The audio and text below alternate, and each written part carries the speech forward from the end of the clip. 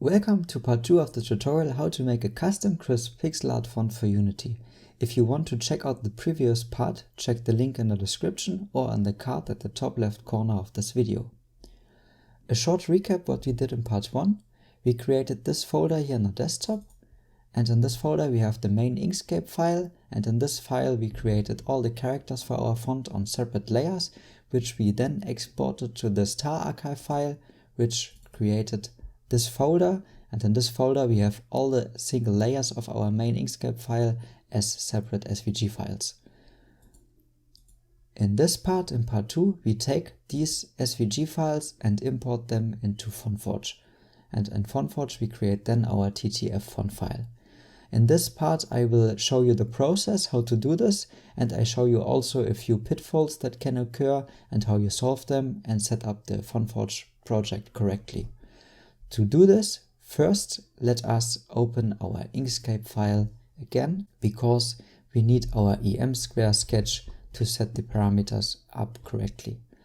So here we have in Inkscape, in the file that we created in part 1, we have all the single characters on single layers, like you see here with the capital letter C, and we have our writing tests.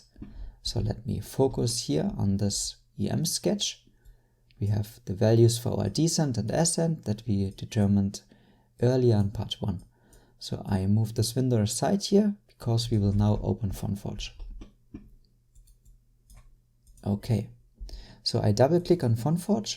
If you don't see this window, it can happen that it is on some kind of a phantom monitor.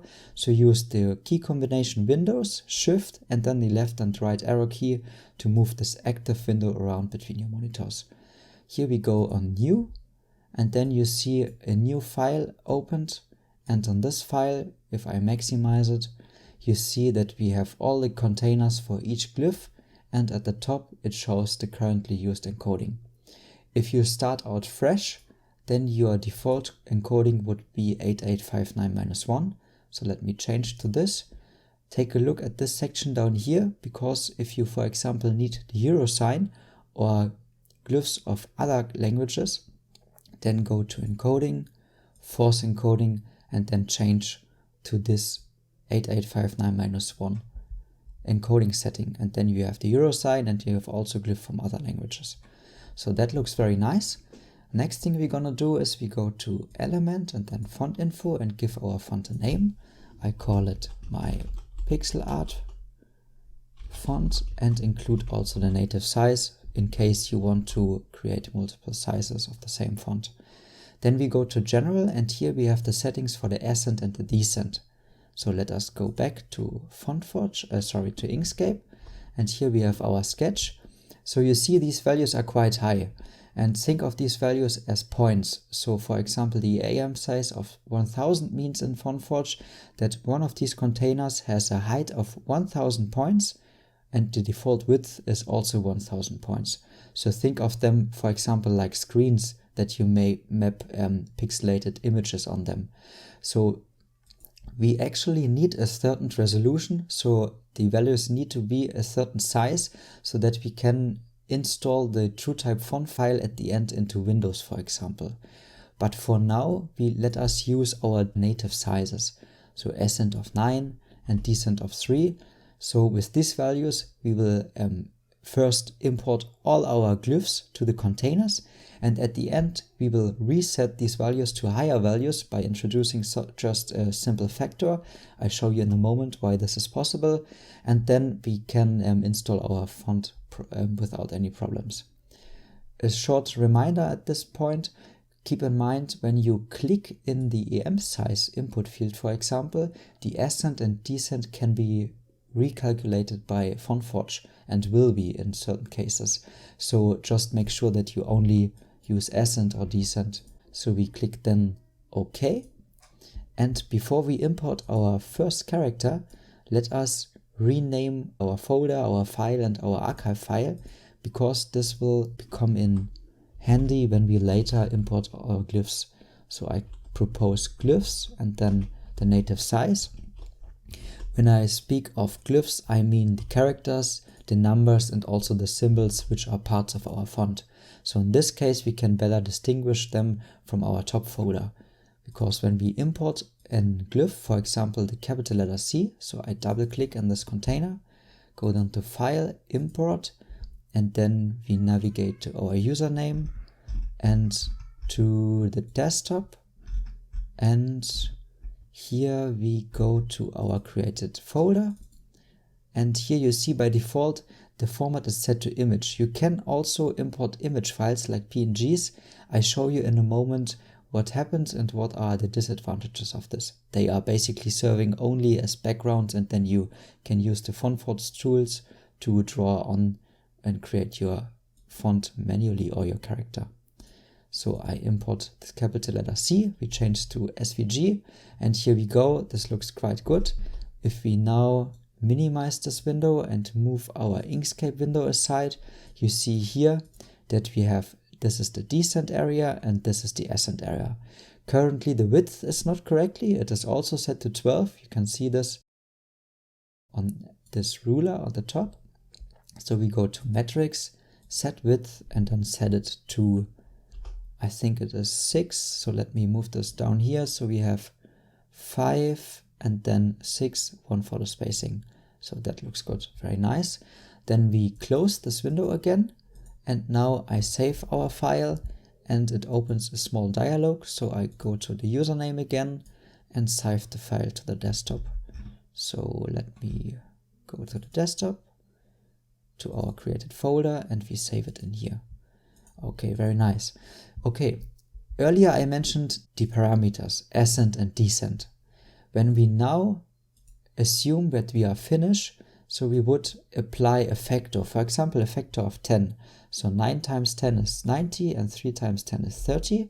And in this, with these values, they are now higher. So we have a higher resolution, but our font or our glyph stays the same. So to show you this, I reopen this glyph window and you see that the resolution is much higher now. So we have more points per font pixel, but our glyph and all the windows and the ratios of them staying the same. And this is really handy. So why is this working? So let us take a look here in Inkscape. I created a few layers to explain this.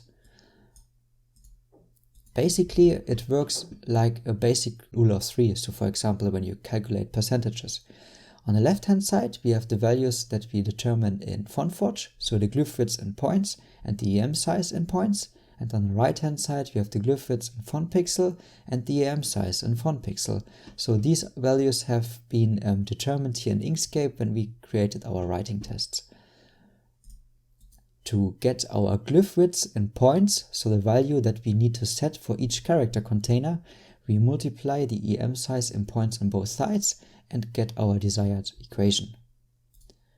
So if you make an example with the capital letter C, we have a default EM size in 12 font pixel and a default width of 6 font pixel. So these are the values that we can gather from the sketch. And if we now have a transformation of 1 to 1, so 1 font pixel equals 1 point, then we will end up very easily with the values in points. So 12 points equal 12 font pixel and 6 font pixels will become 6 font pixels. So that's pretty straightforward. And you see here the ratio is always the same. So if we take our font points values, so we take the 6 and divide it by 12, we get 0.5. And if we take the values in font pixel, we also divide 6 by 12 and get 0.5. So the ratio is important and it stays the same. So because of that, we can simply introduce a factor. So we, for example, take a factor of 10 and make out of 12 font pixel 120 points, and out of 6 font pixels we will make 60 points. You could also do a factor of 100, for example, but 10 is enough. So what happens actually is that, like we saw in FontForge, that now 1 font pixel consists out of 10 points if we apply a factor of 10. So this factor is then also applied, let me reopen this window here, to the width of the font. So FontForge automatically recalculates the width and applies the factor. So keep in mind as well that when we are using this pixelated font, that the width needs to be an integer number. So you cannot have any decimals. So keep that in mind if you want to, let me go back to Inkscape real quick, if you want to calculate the glyph width in points. So if they are appearing some decimals, there is probably a mistake anywhere. So keep that in mind, because otherwise you will get spacing issues when you use your font. So the glyphs would have different spacings to the neighbors. So we close this window, and the next thing I want to show you is what happens when we forget, for example, to unionize our pixels. So I open the box for the small letter I, go to File, Import, make sure that the format is set to SVG, go to our Glyphs folder, so that's why it's handy to call it Glyphs, and then import our small letter I. And here you see, here you see to zoom in FontForge, you can use the control and then the mouse wheel. And you see that here is an obstacle object, and as well as the font pixels are not unionized. So the edges are overlapping, and this would give us some errors when we generate our TrueType font file. So what we're going to do now is we close this window again. You see also the preview is white because these objects are so far apart from each other. So we erase it, and then we make the changes in our main Inkscape file.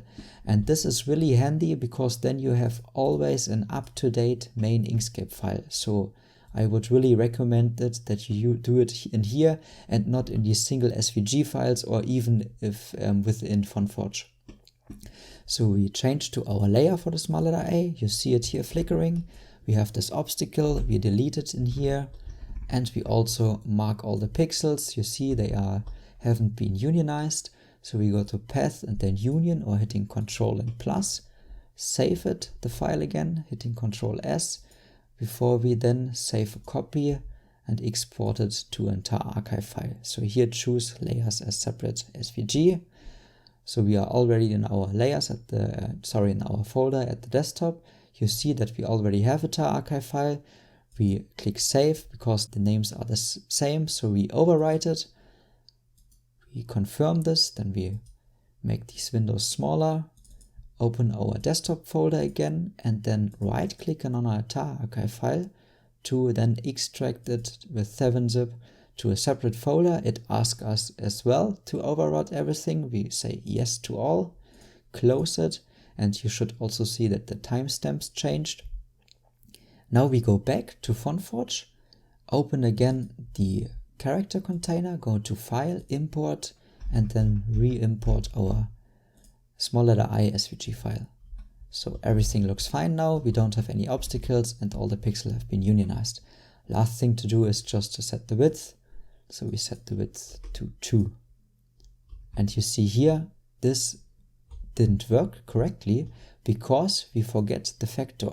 Because we currently have applied the factor of 10, so that's why we need to apply it to the width as well, and now we are fine. So keep this in mind, and that's why I recommend that we set the values at the beginning to our native sizes, because then you don't have to switch your mind every time when you import your values and import your SVG files, and you need to keep in mind all the factor, because yeah, it's quite a lot of glyphs to go through, so just do this at the end. Another thing I want to show you is the space glyph. So if you click on character containers, you see at the top the Unicode and the small description.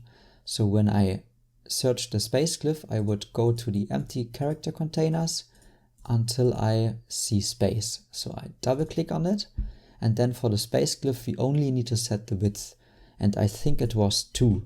So we set it to 2, and let me double check by opening our Inkscape file. And this is why it's also very handy to have an Inkscape file.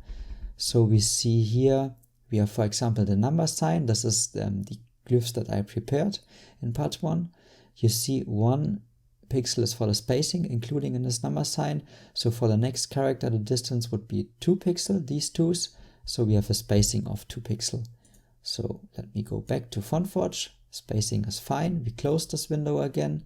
We can also minimize the Inkscape window, which will then bring our FontForge window in foreground. I save, so the space is now filled in. And the last thing I want to show you really quick, like I mentioned earlier, it is possible to import PNG files. So let us do this. So I change to the desktop again, and I prepared a second folder which holds a PNG file of my first created 8 pixel in size pixel art font. I showed you this in part 1 very quick. So here we have a PNG file of the capital letter A. So you see here that we don't have any edges or nodes. So the idea here in FontForge is that you use the tools and draw over it. So you can do this if you want. Currently it is not mapped correctly because this is a native size of 8 and we are currently working with a native size of 12 pixel. But you could do it. The disadvantage is that you cannot delete this image file again. The normal way for deleting stuff in the containers would be right click and clear again. So you see the image file is still in here, and I don't know why this is. Maybe one of you has an idea, so please let us know in the comments. That would be really helpful. So if you want, you can do this, but keep this disadvantage in mind. And the drawing tools, try it out if you want. So basically you could draw all your glyphs completely in FontForge and don't use Inkscape, but I like it more to use Inkscape because we have our layers, everything is sorted nicely and separated. We could make some writing tests with input fields and known fonts, and we could create some rectangles and guideline layers. So that's really handy, I think. Okay, in the next few minutes I will import all the prepared glyphs, and I see you in a bit.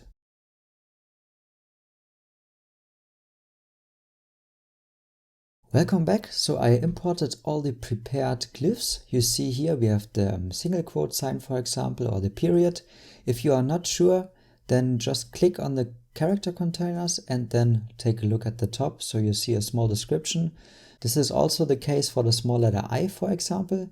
Previously, it happens to me that I messed it up with the inverted exclamation mark.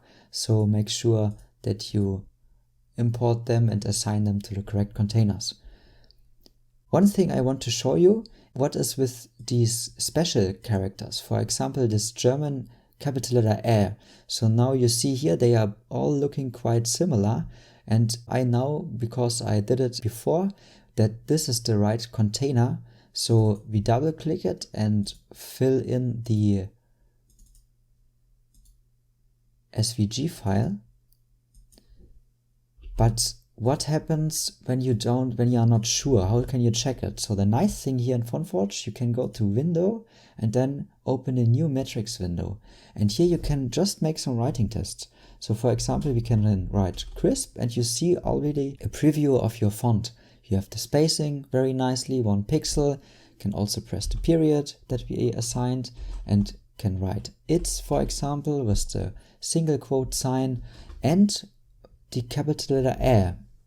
Now I have it on my keyboard. If you don't have it, then go to the character map in Windows. So search character map. Then you search for the capital letter Ä. You double click it and then you can just copy and paste it in here. And if you then see it in your output window, then you are sure that you assigned it to the correct container. And you have not assigned it correctly, you don't see a glyph because it is empty, but you see the name of it. So if I now, for example, would, let me zoom out here a bit, would type in hello, you see here the description, but the spaces are empty. And we could also, for example, use a French letter, special character, this one here, paste it in here, since we have not assigned it yet, but we see the name. And this is really helpful if you are not sure which container corresponds to which glyph. Okay, so now we are done with assigning everything. So let us go to Element, Font Info, and bump up the resolution, because we need here higher values so that we can install our TTF file to Windows. I choose a factor of 10, so we have 90 and 30, which will end up with an EM size of 120. I click OK, and you see now FontForge recalculated all the glyph containers. I press Ctrl S to save everything again. If I now open, for example, the container of the small letter P, you see here the higher resolution. Close it again, and now we can generate our TrueType font file. So we go to Generate Font, navigate to the top of the folder, leave the setting as they are, click Generate. We can ignore this message and ignore this message as well. And now let me minimize this window, and here we have our TrueType font file. So very cool. To try it out, let us first close Inkscape, because we want to use it in Inkscape and we need to restart Inkscape, because we are now navigating to the Windows directory folder where all the fonts are in. So just type in WinDir and \font and WinDir in percentages. Press enter and it brings us to the fonts directory. So we take our TrueType font file and drag and drop it in here. Then click continue as administrator. And now we open our SVG, our Inkscape file again. Oh, let me close this again. We have here now 2 files. I think I did not save it, so let me delete this file here. So we don't have it duplicated. We have, this is our correct one. So that was a mistake from my side, sorry for that. Now we have our Inkscape file, and let us make some writing tests with our now newly created custom pixel art font. So for that we just create a new text field window. I type in here crisp as well, mark everything, Ctrl A, and then I open the font properties window. Default font is Verdana, and I click in here and type in M and Y, which brings us to the My part here, and here we see our custom font, My Pixel Art Font _12 pixel. So I select this and also set the font size to 9, because Inkscape maps the default or the native font sizes internally to 9, I think. And if I apply now, you see here successfully our custom created TTF font file. So we have a pixel art font which fits very nicely in the pixel grid. And if we now type in, for example, we have also the spacing of 2 pixels, which you see over here, and the small letter S and capital letter A, for example. So what happens if you use glyphs that you haven't been assigned yet? For example, if you write hello, we see default glyphs for that. So Inkscape takes default glyphs. I think they are also from the Verdana font. And this would also happen when we do this in Unity, for example. Unity also takes a default font when there are no glyphs for certain characters. So we will see this in part 3 as well. To summarize the results, we created our TrueType font file with FontForge. We assigned all the certain amount of glyphs to the character containers.